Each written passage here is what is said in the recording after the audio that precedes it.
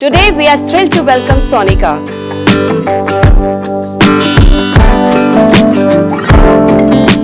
The queen of sustainable living and parenting. She is here to teach us on how to kick the plastic habit.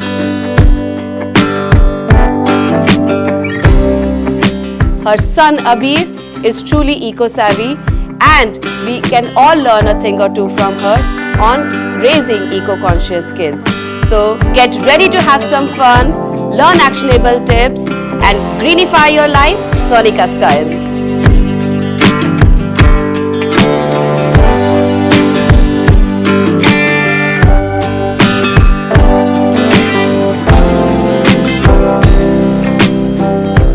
Welcome Sonika, thank you so much for coming to Seeds of Soul. Thank you so much for having me. I would just like to start by asking you that was there any aha moment for you where you realized that sustainability is more than just a concept but a lifestyle choice for you? Yeah, so actually all my life I have been, I used to think I'm conscious, but I wasn't really doing anything sustainable till my son was born, and that's when my awareness came in, and I accidentally bought a cloth diaper from Amazon because it looked cute. That was the only reason I bought it. Just because it looked cute? Just because it looked cute. I was very frivolous. Anyway, when I got it, I did not, you have to learn a little bit on how to use it. Correct. So I started just asking people who are doing it that, why do you cloth diaper your kids? Correct. And everybody who has been doing it told me that it's good for the environment. Okay. And that is when I was like, okay, why is a disposable diaper not good for the environment, right? So I started reading up about everything, the waste crisis, what's happening in the environment, and then I was like, oh my God, we have a child. Yeah. I was stunned because you have just brought in a child into this world, and where is this world heading? So at that time we started with cloth diapering. Then we realized that anything that was disposable is actually going into the waste, right? Okay. So we started thinking of how we can remove all these disposable things from our life, and which we have now completely done. We don't use anything that is single use, or even if you have to use it a few times and throw it, instead we use something reusable, because something reusable is going to last you for many years and you're not going to trash it, right? Correct. So it was first the diapers. Then I thought that if disposable diapers exist, I'm sure reusable pads would also exist, right? Yeah. So then I discovered cloth pads. So I switched to that. And slowly and gradually from our house, we just started looking at alternatives that we could switch to. Correct. Rather than using things which are, getting wasted or, polluting the environment. So that is how it kind of happened. For you. And while this is a very interesting take that as a new parent you felt that there is a responsibility that you had for the environment. What was that one thing that you found that was easy to change in your journey, and one thing that was extremely difficult? I never found anything extremely difficult. Very honestly, I can't think of anything that was difficult. In my head, composting was difficult. I used to think composting is going to be the most difficult thing I'll do. But it is really easy. It is so easy. My son has been doing it since he was, I think, 2 years old. Okay. So it's, and just for our audience, how old is Abir? He's 5. He's now 5. Wow. So he knows how to compost. He can compost on his own. I don't even have to be around, He started teaching his friends. So now a lot of his friends, when they come over, they compost with him. Correct. So it's not difficult. And the reason, I post a lot on Instagram, right? Of course. Reason I post his videos is just to show that, if a kid can do it, it's not difficult. It is easy. Yeah, anybody can do it. It's just about the attitude, having the right attitude towards this. And just wanting to do something. Correct. So in terms of what was the easiest, I think the easiest thing that one can do, I started with something which was not easy. Cloth diapering is not that easy. We started with that, but just simple things like carrying your own bottle with you wherever you go, carrying a bag with you wherever you go. Having a steel straw. Having whatever. Steel all straw, these kind of things are very easy because you're not spending any time in doing any of this, right? You're just replacing something disposable or something which is not environment friendly with something that is. Yeah. So that I think is the easiest thing to do. It is just a matter of it becoming a habit. Okay. So sustainability goes hand in hand with organic living, right? So what is your take on it? Does it what steps have you taken in your house to kind of move towards embracing a more organic way of lifestyle? So all our fruits and vegetables are organic, thanks to you. Yes. So just for added note here, Sonika is an avid supporter of Arista, and she has been shopping with us for fruits and vegetables forever. Yeah. And we can't thank her enough for her support. No, thank you so much for providing such a good facility, right? That I can get everything at home. Correct. And it's all fresh and it's all organic. So we completely switched to organic groceries, organic fruits and vegetables. Correct. Also, all our cleaning products are all natural. Correct. We don't use There are anything such with good bad chemicals. alternatives that are available. There are a lot. And Yeah. I think I also interact with people from other countries. We are very lucky in India to have so many brands that are sustainable, so many easy options that are available. Yeah. It's just about, as I said earlier, that it's just about having that attitude Yeah. to look for those solutions. Yeah. Even I'll tell you something so simple as buying stuff package free, which most people don't do, right? Correct. And I realize that if you go to any shop, you can, like we have started Request buying, them. Request me, you just give them your bag and they'll put it in that. Now, what is it to them, right? Yeah. If they're saving a bag, so they have nobody has a problem. Yes, correct. So I have started noticing these things which Correct. earlier I wouldn't notice. Like, we buy, if you have to buy mithai for Diwali or whatever, Yeah. you just take your own dabbas and you get mithai in that. They have no problem. Why will Yeah, it be is a just problem about, for them? sometimes you can't see that, these simple changes can be made by having the right attitude and approach to it. Yeah, it can yeah. just always think out of the box and make these very simple solutions. So at your workplace, how have you kind of been able to embrace, or maybe not even just workplace, your friends, how have they been influenced by your journey? Any interesting anecdote that you'd like to share? No, there are a lot of my friends now will call me up and say, I went for a holiday and I carried my own bottle. Or a lot of Abir's friends' birthdays have Correct. become very low waste. Yeah. People have stopped using balloons. All his friends, they don't use balloons anymore because I've been very vocal about it. I've been seeing the journey of Abir, and how you have consciously celebrated his birthday, keeping it low waste and zero waste for that matter. So yes, you are teaching them young. Has this attitude been kind of been translated into more such attitude changes amongst his friend circle, more such birthday parties been happening? Yeah, so there are a lot of my friends who are doing a lot of what we do for birthdays as Correct. well. And now we've become like, we'll just keep lending each other stuff. Oh, you want birthday decorations? The number of people who have borrowed my birthday decorations is not funny. Because I have so many cloth buntings. So Correct. people, somebody will be like, oh, it's my kid's birthday, send me your bunting. So, the dabba will go to them. Correct. And also like crockery and cutlery, right? Yeah. Nobody has so many. So we Yeah. all just lend it to each other, and that's more than enough. You don't Yeah. really need too much. So- So that has happened a lot. So coming back on to the family unit, to make a change, obviously the spark can happen for one person, Yeah. right? But the change has to be observed on a familial unit. So your husband Sahil, yes. So how has he been supportive of you in your journey? And was it some like hard convincing that you had to do for him? Not at all. We were on the same page from the beginning. That's I so do wonderful. take the lead in this. In the initiative, in this aspect, yes. And he's absolutely fine with it. He has no problem. And I did another podcast long back where I said that we are doing it for our son, and he also loves him, right? So of course he is happily doing it Yes. as well.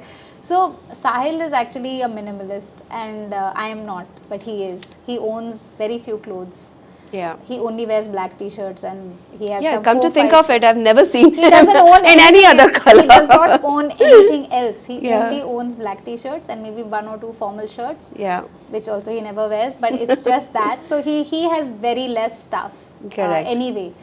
But he switched to everything as well, like his soap and his shampoo and toothpaste. Now everything we use all sustainable so you products. kind of were the path blazer and he just followed. He just followed me. So That's that's, so- it was very easy. Even at home, in the beginning, we were trying to figure out, you just have to figure out a system. Correct. Once you have that system in place, then it's then it doesn't, nobody even thinks about it, right? Correct. So everybody knows that in our house, okay, if there is some plastic container or something which had food in it, it needs to be washed, we just put it next to the, utensils. Correct. And whenever our help is washing our other utensils, she just washes it. So it's not like some extra thing we are doing, or it doesn't seem like a burden. Yeah. Then it all goes to one place where it gets dried, and then it goes into a box, which everybody knows that once a month it will go for recycling. Okay. So it's just become a system, and now everybody knows where to put what.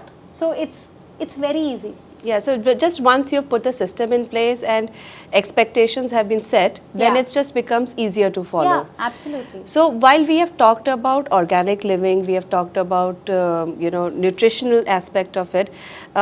You mentioned that it's so easy for us to find alternatives in India for cleaning agents. Would you kind of comment on that aspect that we are so blithely unaware about the chemicals that are there in our detergents and in our if you in read our cleaning. Up, you will never touch those things. I have been talking about it, shouting about it till cows come home, and these products are so harmful. Now, a lot of activists, on Instagram, we see a lot of the people putting out such posts. What would be your take, and how far are we away from that journey as in India? To no, I think sustain. we are far away from it. But the good thing is that a lot of brands are coming up.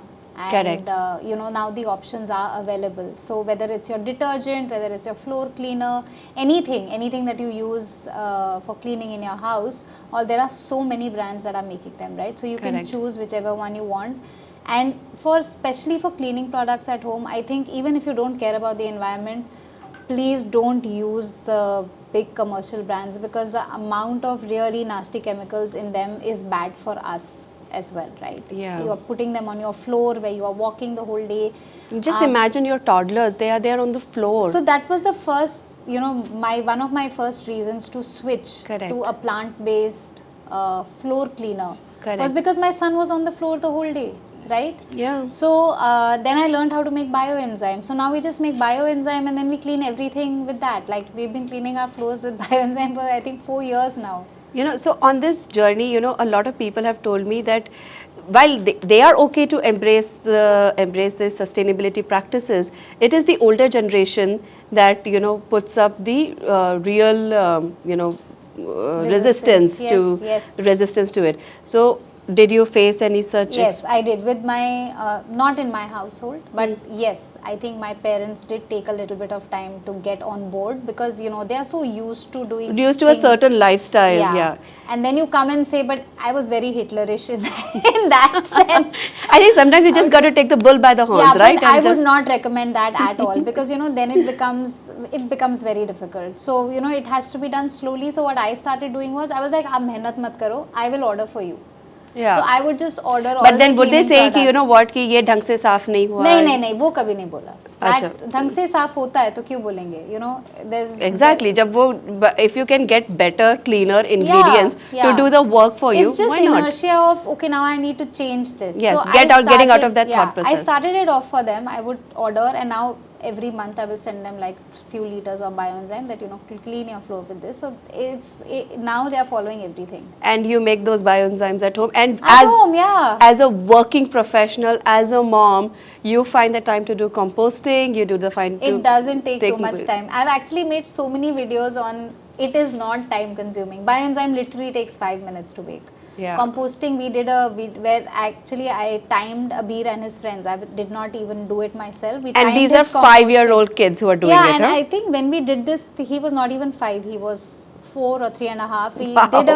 We timed it with a stopwatch. It took him less than 1 minute to compost. So this is a very big myth that being sustainable is time consuming. It is not. It's not like every day we are doing something different. No, we are not. Now we just it's just a part of our life. Okay.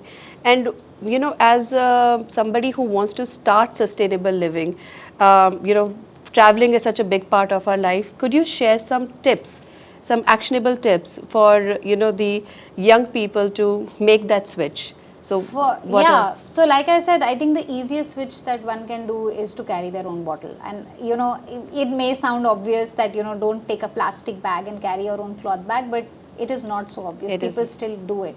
So if you can just do, I think these are the 3 easiest things to do. Carry your bottle, carry a bag with you, carry a cloth napkin with you, and that's about it. You don't need to do. So I will show you. I always carry my bottle. It's always in my bag. Wow. And I also always carry a cloth bag. It's just there in my bag in case I need to buy something. It's already there. And I actually also carry a cutlery kit with me, just in case ever you have to want to try the street food, right? Yeah, there. Oh wow. So just in case I need it, I mean, it takes up no space. It's in my bag. I have a cloth napkin.